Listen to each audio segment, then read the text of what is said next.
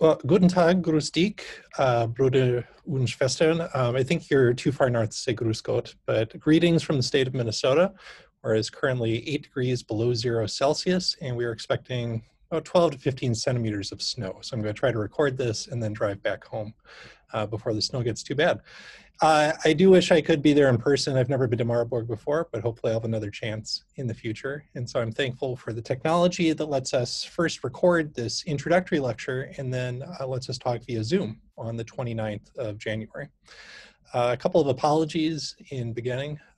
First of all, not to be there. And then second of all, that you have to listen to this auf English instead of auf Deutsch. It's been too long since I took German in graduate school, and with my current job, I get too little chance to practice German.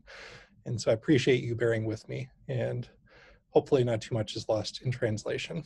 All right, let me actually share my screen. I was going to try to come up with a fancier way of creating a movie of this for you, but the easiest way to do this is via Zoom, which I don't know about you, I've had to get a little bit better at, but it still takes me a second. Okay. So hopefully you are now seeing something that says a Pietist vision of Christian higher education. So let me preface this by saying that it's often said that all scholarship is autobiography, but I'll mostly save my own story for our conversation via Zoom. I'll say just a little bit about my background as we go, and especially at the very end, I'm even going to be so bold as to quote myself. But in this preliminary lecture, what I'd like to do is just look backwards at how Pietism has shaped Christian higher education in the United States, and then to look forwards at what Pietism might mean for Christian higher education in the future. Now, as I said before, I hope too much isn't lost in translation here, not just from English to German, but from my religious and educational context to your own. I'll be curious to see if Pietism, as I describe it here, sounds much like the Pietismus that you know at Tabor. But let's actually start not with religion, but with higher education. I have some sense of how vastly our different systems differ, so let's start with a little bit of background.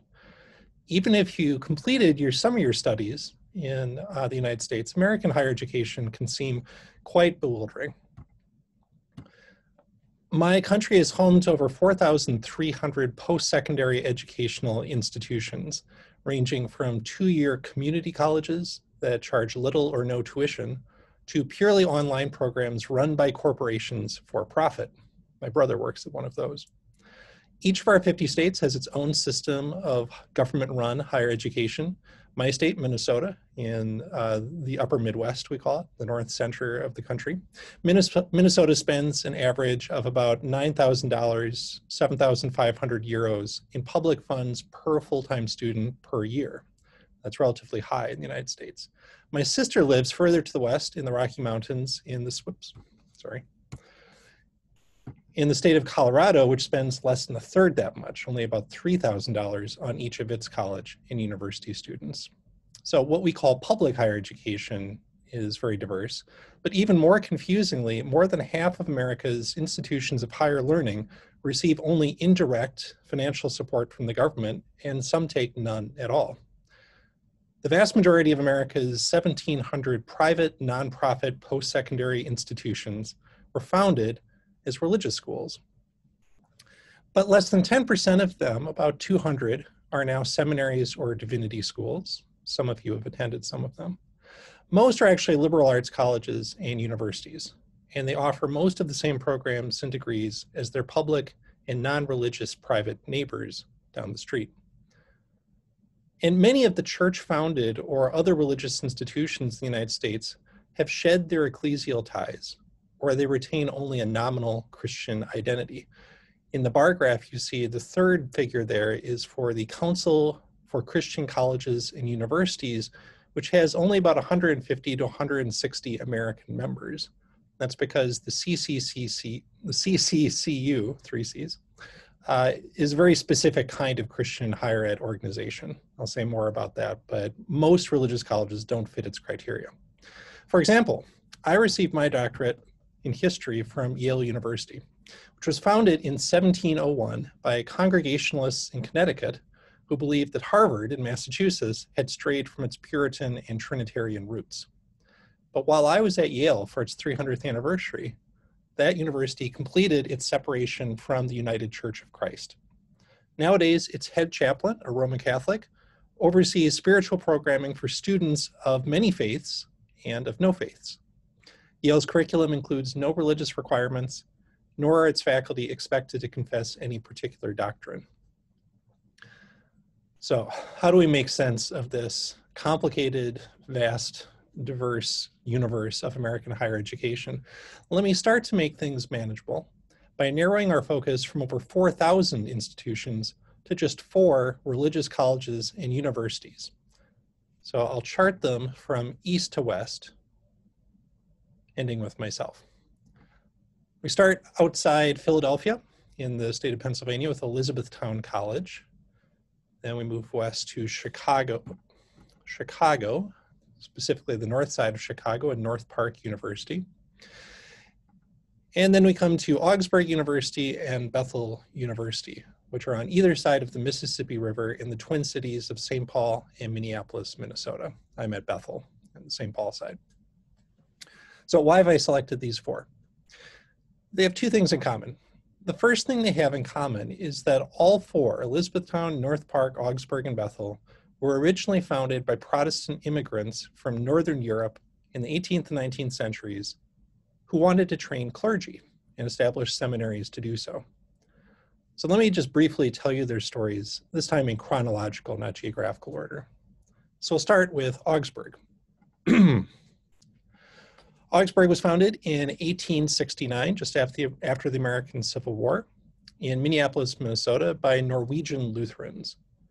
Their errors are now split among various Lutheran bodies in the United States, but mostly the Evangelical Lutheran Church in America, the largest Lutheran denomination and the sponsor of Augsburg University. 2 years later, in Chicago originally, and then later in Minnesota, what's now called Bethel was founded as a Swedish Baptist seminary, originally with just 1 student and 2 professors in the year of Chicago's Great Fire. Eventually, the Swedish Baptists organized what's called the Baptist General Conference, and nowadays that denomination calls itself simply Converge. 20 years after that, also in Chicago, some religious and ethnic cousins of the Swedish Baptists, called the Mission Covenanters, or Mission Friends, they called themselves, established North Park Seminary, then college, now university, on the north side of Chicago, the North Park neighborhood. Nowadays, that denomination is called the Evangelical Covenant Church. That's my home denomination, by the way. And then finally, just before the turn of the century, in 1899, the German Baptist Brethren established Elizabethtown College in eastern Pennsylvania. That's a very complicated denominational history, but nowadays, the German Baptist Brethren are called the Church of the Brethren. All right. One final thing to point out here as you look at this timeline, Elizabethtown was the last of our 4 schools to be founded by the oldest of the 4 immigrant communities. German Baptist Brethren had been in Pennsylvania for well over 150 years before they founded a college finally. So we'll come back to that story. So one thing they have in common, Protestant immigrants from Northern Europe setting up seminaries initially to train clergy, and then over time, these seminaries became colleges and then universities. But there's a second thing that the 4 schools have in common. Not only were their founders Protestants, but they were Protestants who in various ways have been influenced by Pietist revivals in the 18th or 19th century, first in Northern Europe and then across the ocean in the United States. I know that we could use a lot of time, in fact, the rest of this talk, simply to rehearse the various definitions of Pietism. And so again, I'm curious to see how much this translates into your understanding of Pietism. But having read a couple of the translations of lectures that Frank said, I think there's at least some affinity. I guess all I'll say here is that I'm using Pietism in the sense that American theologians Roger Olson and Christian Collins Wynne use it. This is from their recent book called Reclaiming Pietism, Retrieving an Evangelical Tradition, which I don't know if it's in translation. So part of that book is about the 17th century German Pietist movement, and then into the 18th century, you see this image here of Moravian Pentecost, so they talk about Zinzendorf and Herrnhut, but they go well beyond Germany and talk about the 19th, 20th, and even 21st centuries.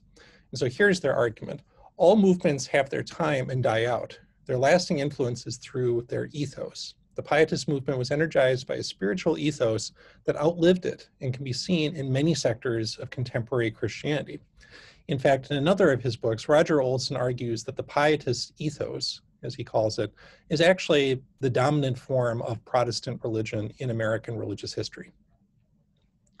So what they mean here is that Pietism was not just a formal renewal movement in the German-speaking lands of early modern Central Europe. It's not just Spener and Franke and Gottfried Arnold and Bengel, and if you include the Moravian Zinzendorf and his successors. Pietism outlasted the movement as an ethos that has influenced a variety of other Christian traditions, not just Lutheran or Reformed, but Baptists, Anabaptists, and many others. In another article, Olson even argues that Pietism has at least some indirect influence on Pentecostalism. So let me give you a bit of the American history of this Pietist ethos, again, in chronological order, and then we'll connect that story to the stories of our 4 colleges and universities. So let's start with the German Baptist Brethren, which provides our most direct connection to the original Pietists of the 17th, 18th century. So you may know this story, but if not, let me tell it briefly. Around 1705, a German miller named Alexander Mach began to host a Pietist conventicle in the village of Schwarzenau, which I think is not very far from where you sit. Influenced both by radical Pietists like Ernst Christoph Hockmann von Hockenau and by local Mennonites, Mach and his followers began to practice believers' baptism in the River Eder. Members of their community started to emigrate to American colonies, specifically the colony of Pennsylvania, in 1719, with Mach arriving 10 years later in 1729. So in the United States, the German Baptist Brethren were often called the Dunkers or Dunkers because of their baptismal practice. In the American Civil War, one of the great battles is in Maryland at Antietam, and it starts at a Dunker Baptist church. Eventually, the German Baptist Brethren, sorry, I got ahead of myself. The German Baptist Brethren, by the late 19th century, split into 3 present-day denominations, 2 relatively small conservative denominations, one called simply the Brethren Church, which is based in Ohio, and another one called the Grace Brethren Church, more fundamentalist in history, which is based primarily in Indiana. And then the largest branch of this tradition is simply called the Church of the Brethren, which is at this point a more theologically progressive mainline Protestant denomination. And over time, it founded several colleges, foremost of them Elizabethtown in Pennsylvania. So that's our first story. Radical Pietism plus Anabaptism creates the Church of the Brethren. Story number 2. On April 5th, 1796, a Norwegian peasant named Hans Nielsen Hauge had a conversion experience that he couldn't explain while he was plowing his father's fields and singing an old German hymn. That same day, he converted 2 of his siblings, and he left his farm and began to travel the country of Norway as an evangelist, a lay preacher, and eventually also as a publisher. He recruited others to preach. In fact, a third of Haugean lay preachers were women in the 19th century. Hauge emphasized personal conversion like his own, small group Bible study, and also a very intense form of personal holiness. He influenced a substantial minority, at least a third, perhaps a half, of the Norwegian population before his death in 1824. And all this despite being imprisoned for most of his life, thanks to the kingdom's Lutheran Church. In all of Scandinavia in the early 19th century, it was illegal to organize a conventicle apart from the supervision of a Lutheran clergyman. Haugean Pietists joined the million-some Norwegians who immigrated to the United States over the next century. Many of them came to Minnesota to this day. This is a very Norwegian state.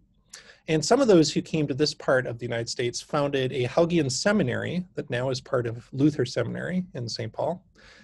And then another branch established its own seminary in Minneapolis called Augsburg for the Lutheran Confession.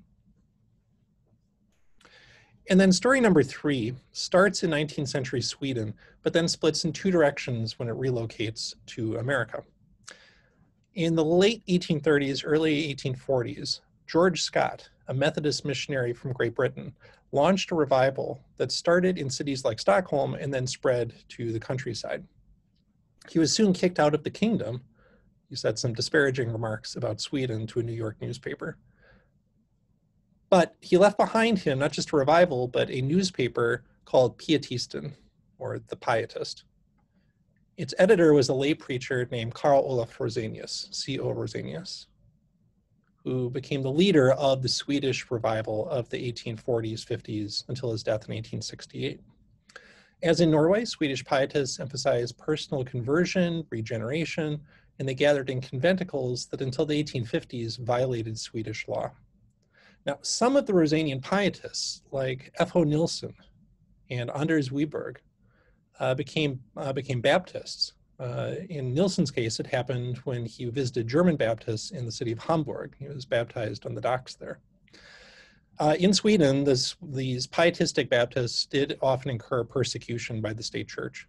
And so they began crossing the Atlantic in the 1850s, just before the American Civil War. And then just after the American Civil War, in 1871, they established their tiny seminary, actually as a department of the University of Chicago, and then as its own institution. Now, back in Sweden, most of the Pietists who followed Rosenius did not leave the state Lutheran Church. They saw themselves as an internal church renewal movement. And that continued. After Rosenius died in 1868, under his brilliant successor, Paul Petter Waldenström, P.P. Waldenström. But when they began to emigrate to the United States in the 1870s and 1880s, they came to a country that had no state Lutheran church.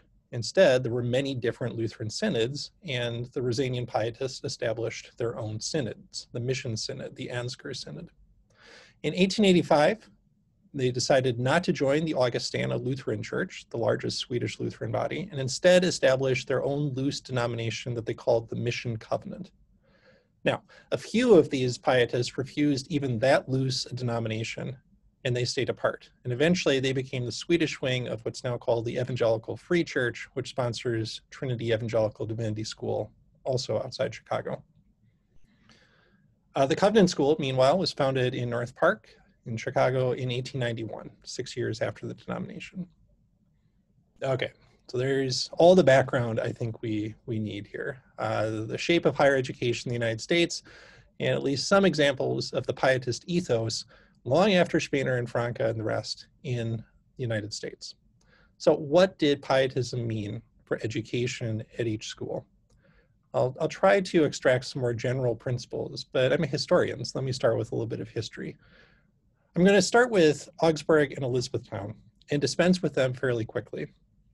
I mostly include them in our story here today as a contrast to Bethel and North Park, which I'll say far more about. At Augsburg, I would say that Pietism offers a cautionary tale. In 1969, Augsburg historian Karl Kryslak wrote a centennial history of what was then still a college. And he described Pietism, when he talked about it at all, as something Augsburg had outgrown. In Kryslak's hands, Pietism was an old-fashioned source of fideism, of anti-intellectual, unquestioning belief, and also legalism, of kind of Pharisaical attitudes that set apart the Norwegian Lutherans of Augsburg from their neighbors in Minneapolis. And so in Kryslak's telling, Pietism was something that had to be discarded, and it largely was by the 1930s or the 1940s. And Augsburg became something more like what it is today. In the 21st century, Augsburg would not describe itself as a Christian university, but as a church-related university, specifically a university of the Evangelical Lutheran Church in America. Its professors are not necessarily Christian, its students are not necessarily Christian, it offers religion classes, but it doesn't assume any common faith whatsoever. But it is motivated by Lutheran values. And at most, you might glimpse a hint, at least, of the Pietist emphasis on lived faith, because Augsburg is so deeply committed to living out its faith, not simply through academic programs, but through service to the impoverished multicultural community around it. In fact, I would say service is a common theme of all four schools, and one that probably does go back to Pietism, at least to Franke's institutions in the city of Halle. So that's Augsburg. Pietism is a cautionary tale. and then Elizabethtown College back in Pennsylvania. In recent decades, Elizabethtown has also grown more detached from its denomination, from the Church of the Brethren. It does continue, though, to sponsor, sorry, I keep doing that. It does continue to sponsor a research center dedicated to the study of Anabaptism and Pietism called the Young Center. They even publish books. In 2013, they put out Douglas Schanz's Introduction to German Pietism. Even as Elizabethtown drifted away from its Brethren ties, at least formally, one of its historians, at least, tried to identify Brethren principles of higher education in the 1990s. And at least one of them sounds an awful lot like the radical pietists who influenced Alexander Mach. At Elizabethtown, according to this one version of their story, there's an openness to new insights and new sources that break with Christian tradition, which does sound a lot like people like Arnold and Bengel. By the way, one other influence here of Pietism, perhaps. The reason that Elizabethtown was founded so late in the 19th century, 180 years after the first Brethren came to Pennsylvania, is that its denomination was actually quite conservative and suspicious of higher learning. In fact, the reason the Brethren split in the 1870s, 80s, and 90s is over the question of whether it was wise to educate their clergy. And the Church of the Brethren, what was left, was the largest, most conservative group. It didn't see a need at first to educate the clergy. Elizabethtown was its belated response to that problem. And so again, if Pietism is an anti-intellectual kind of Christianity, one that de-emphasizes thought and belief and emphasizes action or belief simply in Scripture alone, you can maybe call that an influence of Pietism on Elizabethtown. Actually, that same debate plagued the Mission Covenant in its school in North Park. More conservative Covenanters wanted their pastors to preach nothing but the simple gospel, simply preach out of the Bible. There was no need for systematic theology, biblical languages, church history, or any other field of study. They saw no need for the rigorous liberal arts curriculum that North Park's founder, David Naival, had established. But in the end, Naival prevailed. North Park endured and soon added a college program to its seminary and now is a full-fledged university. And something similar happened up in Minnesota with the Covenanters' Swedish Baptist cousins. They had founded their seminary in Chicago. It moved around several times, and it finally settled for good in St. Paul, Minnesota, the year that the Great War started, 1914. It merged with a secondary school called Bethel Academy and took its name. And then over time added a college, and in 2004 became a university. Nowadays, both Bethel and North Park still have their own seminaries, serving those denominations, but the theological schools enroll only a small fraction of Bethel and North Park students. At Bethel, for example, I would say that most students go into business, education, psychology, nursing, sciences, or engineering. Relatively few end up going to seminary or study biblical or theological studies as their primary field. All right. So let me give you a couple of glimpses of Bethel and North Park. There you see what Minnesota winter looks like at our Great Hall. Okay, so two things set North Park and Bethel apart from Augsburg and Elizabethtown, and one of them is their view of Pietism, which I'll come back to. But first, unlike Elizabethtown and Augsburg, Bethel and North Park explicitly describe themselves as Christian universities, not just church-related universities, even though most of their students enter what you might think of as secular fields of study. Both universities require that all their professors affirm specific doctrines of Christian faith. Both not only require their students to complete courses in biblical studies, theology, or religion, but actively seek to integrate Christian faith and practice with learning, service, and community life in many respects. For example, at Bethel, I regularly discuss theological themes like conversion and sin and the Imago Dei, even when I'm not teaching church history, in modern European, military, or diplomatic history courses. So when I say Christian higher education in the title of this talk, this is the kind of model I have in mind. This is the model of the CCCU, the Council for Christian Colleges and Universities. So that's what I mean, not so much the church-related version. Although the church-related version has much to recommend it. My wife went to that kind of college. But then here's the second distinction, and more pertinent to our talk. Both North Park and Bethel have actively sought to recover a pietist heritage for themselves, especially since the 1950s and the end of World War II. So why would that be? Let me give you a bit more American religious context.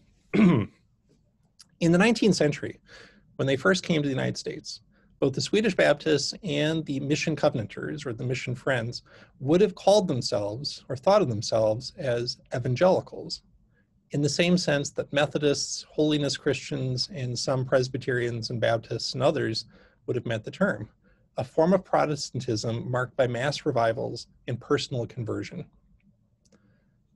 Some of the Baptists and Covenanters were even influenced by fundamentalism as we turn into the 20th century, although North Park, and especially Bethel, largely avoided the worst fights between fundamentalists and modernists. But then after World War II, both denominations dropped the word Swedish from their name, and they began to attract new followers, many of whom had no connection to their church's ethnic or religious heritage. The formerly Swedish Baptists, and to a lesser extent what now were called the Evangelical Covenanters, took part in what Americans call the Neo-Evangelical movement, or what Billy Graham's German translator called Evangelika Protestantism, even if their theology remained Evangelische. So here is the challenge, as I would tell it. I think it was clear to some of their leaders and professors that Bethel and North Park were evangelical, but they were different than their evangelical brethren at colleges like Wheaton, Gordon, or Westmont. But they could no longer explain what was different, the distinctiveness, in terms of an ethnic identity or an immigration history. So in the 1950s and 1960s, two of our key figures entered the story. North Park President Carl Olson and Bethel President Carl Lundquist, separately but similarly, began to speak directly and indirectly about pietism. And at Bethel, a second wave of this phenomenon started in the 1990s and early 2000s. The school at that time grew very quickly under President George Brushhaber, who also served at the same time as the editor of Christianity Today, the evangelical magazine. When Brushhaber sought to position Bethel as a more generically evangelical school, not Swedish, not pietist, faculty like G.W. Carlson, a historian and political scientist, began to appeal to a more distinctive pietist heritage that would set Bethel apart from other evangelical and other Baptist universities.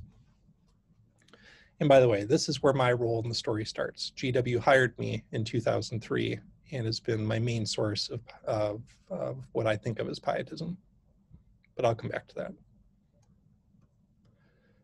All right, so now we've really narrowed in Bethel and North Park after World War II as they try to explain what's distinctive about themselves and appeal to pietism. So what is the difference? What is pietist about these schools? How has pietism made Bethel and North Park distinctive, not just from hundreds of other religious institutions of higher learning, but from dozens of other evangelical colleges, universities, and seminaries?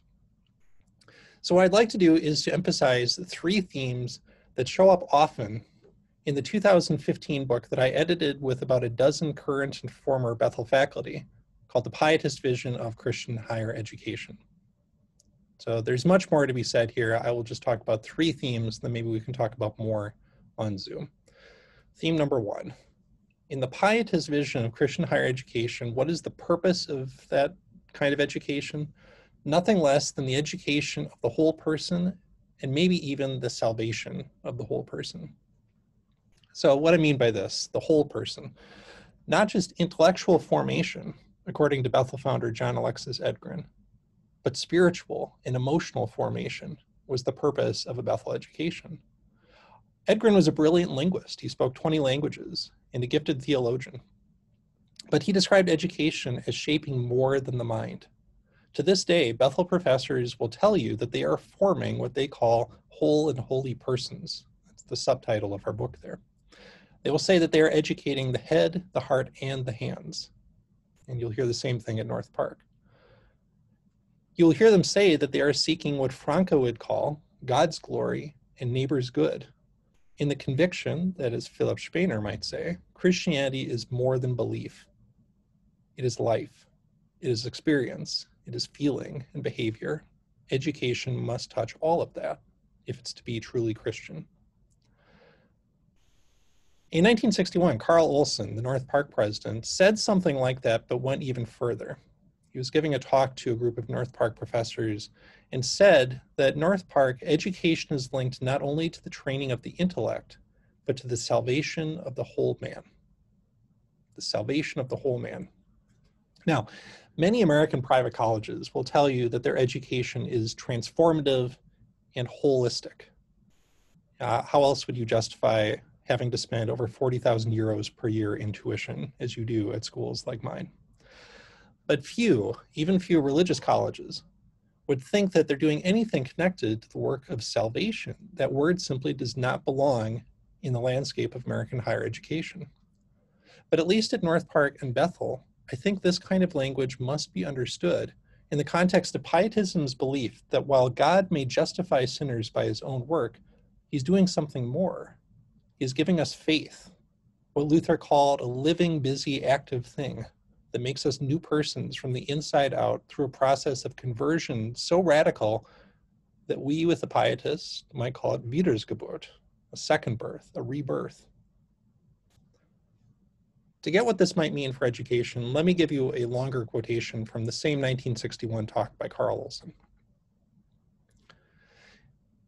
He claimed that at North Park, we seek to bring the student to personal fulfillment and to his eventual salvation. The school is not solely or even primarily interested in the training of cooks and bakers, engineers and physicists, teachers and preachers. It is not even interested primarily in giving its students the zest and the joy of intellectual and aesthetic adventure, the burning corolla of the world, the ravishment of line and color and tone, the bitterness and delight of ideas, the ice and luxuriance of style. It is primarily interested in pointing beyond itself and beyond all created things to the source of life and truth, who by giving himself to us sustains within us the hunger for salvation. This is not just a school to train preachers or other professionals. It is not just a school to fill the head with ideas and questions. Its purpose is to point people to Christ and sustain within us the hunger for salvation that only Christ can give us. And that kind of Christ-centeredness brings us to what I'll call the second hallmark of a pietist vision for Christian higher education, at least in my context. It takes place within a Jesus-centered community. Now, to understand what I'm saying here, and then I'll get back to this other phrase. In the United States, evangelical, again, evangelicala, colleges and universities like Wheaton or Taylor or Westmont or Gordon often describe themselves as Christ-centered. It's their way of underscoring that the Christianity in their curriculum is central, not nominal or vestigial. And I do think that Christ, who was the truth, not just the way and the life, is at the center of our educational project. But I've often thought it would be more accurate to describe a pietist college as a Jesus-centered community, not a Christ-centered community. Christ can become nothing for us but a theological idea. We can think about lordship or messiahness. But Jesus is a person, fully human, fully divine, with whom we can have an intense relationship deepened by devotional practices like prayer and Bible study. According to Carl Lundquist, truth is personal as well as propositional. In fact, he said, it is nothing less than a way of loving Jesus. Now, at least in American religious history, the pietist emphasis on spiritual or even emotional devotion to Jesus sometimes leads to a kind of inner obsessed Christianity that is not just personal, but private. But I'm convinced that if you listen at Bethel, you'll hear no two words as often as Jesus and community. When I convened my colleagues to write essays on what pietism meant for their teaching, research, and service at Bethel, all of them talked about the importance of working together in a community. The community of a classroom, of a lab, of a choir, in the community of the college or the university writ large. So I can say more about that on a personal level when we talk on Zoom, if you're interested. Maybe this connects to your experience at Tabor. But here, let me just add that Bethel and North Park are particular kinds of Christian communities. One I think that's familiar in the history of Pietism, and here I'll use this phrase, ecclesiola in ecclesia, a little church that serves the larger church, but is independent of it. So I mean that in two ways. I mean that first in the sense that the people of Bethel gather around Jesus primarily for the sake of learning, not for this proclamation of word or reception of sacrament. We encourage our students to go to churches, not just to come to Bethel. But a second way that it's an ecclesiola in ecclesia. Bethel and North Park are both connected to a denomination and continue to train most of its clergy. But these universities maintain significant freedom from their denomination in order to explore new ideas and new methods. In 1961, the same year that Carl Olson was speaking to North Park faculty, Carl Lundquist wrote to the Swedish Baptists of America. He tried to explain what Bethel was doing. Now, he wanted Bethel to preserve the trust of its denomination. He did think faculty should have to affirm the beliefs, at least some of the beliefs, of the denomination, but he also insisted that Bethel's professors and students had to be free to raise disturbing questions, engage in rigid self-evaluation, express dissatisfaction with the status quo, and seek less popular but more consistently Christian solutions to the problems that vex mankind.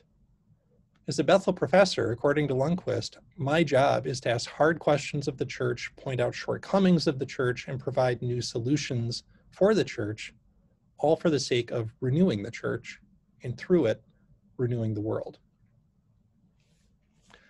Not surprisingly, such work often produces friction between the Christian university and the institutional church, with the latter often suspecting the former of encouraging heterodoxy.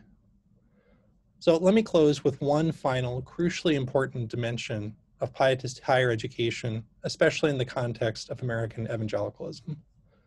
At Bethel, we call it the Irenic spirit. And here I'll finally share a bit more of my own story. I interviewed at Bethel in March of 2003. But from the outside, I wasn't sure what to make of it. I'd never been to Bethel before. I didn't attend Bethel. I wasn't sure what to make of a university that called itself evangelical and Baptist. For 10 years in college and graduate school, I had worshiped in Baptist churches, and every single one of them had split. Each had experienced a schism. That's what Baptist meant to me. Worse yet, several of those churches' pastors wanted to enlist their parishioners as participants in a culture war for the soul of America. Very common theme in the history of American evangelicalism, especially since the 1970s.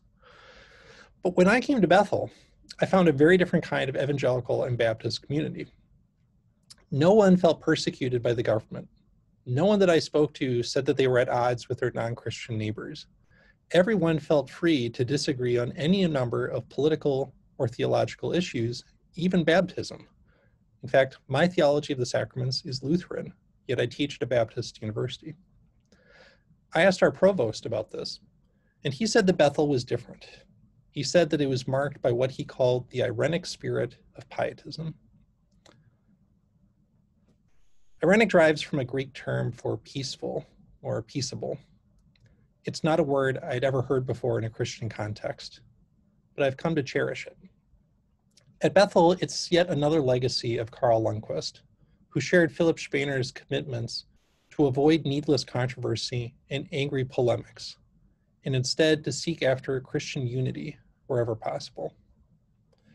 I can't tell you how important that is in our contemporary context.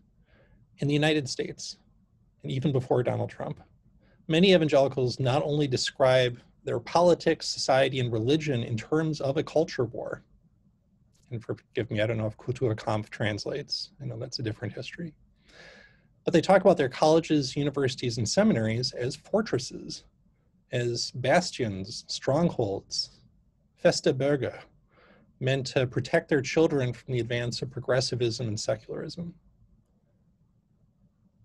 They send their kids to places like Bethel and North Park, some of them, to protect them, to prepare them for the culture war. But I don't think that's how a pietist would think about higher education or culture or politics. In 2014, I was invited to speak on this same topic I'm speaking to you at Wheaton College, the leading evangelical institution of higher learning since the 1950s, Billy Graham School. One theme of the conference was how Christ-centered universities could, quote, face threats, unquote. In my talk, I pushed back against that language of threat. I spoke of Spener, born during, the 30 Years' War near the city of Strasbourg. And as I concluded, I insisted that our hope as Christians did not lie in building up colleges and universities that would protect us against our theological, political, and cultural enemies. Instead, I described the hope in this way. And here, let me use those words that closed that talk as the words that will close this talk. Our hope lies in recognizing that, like the Alsatian Spener, we inhabit a borderland between faith and reason, church and academy, public and private, commerce and service.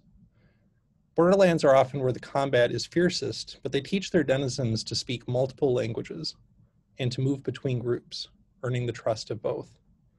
At its best, a Christ-centered, a Jesus-centered university like Bethel is not a garrison of defenders of the faith, preparing for battle in the safety of their citadel. It's a community of people serving faithfully, fearlessly in contested territory, building bridges, healing wounds, and inviting their enemies to turn towards the Prince of Peace. All right. Hopefully, at least some of that made some sense. I appreciate your patience and your understanding, and I look forward to your questions when we talk via Zoom. Wiedersehen. Bis später.